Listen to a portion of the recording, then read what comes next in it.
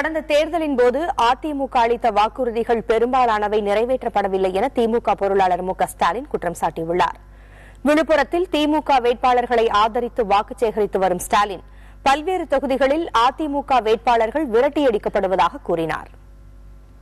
5 வருஷமா எட்டி பார்க்கல, இன்று எதுக்காக வந்தீங்கன்னு கூட்டுறவுத்துறை அமைச்சராக இருக்கக்கூடிய செல்லூர் ராஜீவ அங்க காலி குடங்களோடு முற்றுகை போராட்டம் வேற நடத்தி இருக்கிறாங்க.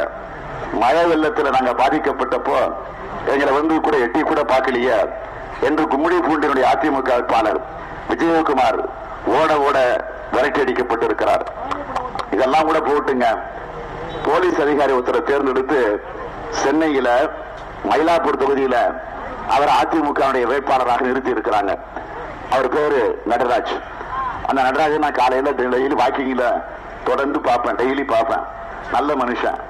அவர் இன்னைக்கு அந்த மயிலாப்பூர் தொகுதி கூட உள்ளே போக முடியலையா. டிவியில பத்திரிகையெல்லாம் செய்தி வந்துட்டு இருக்கு.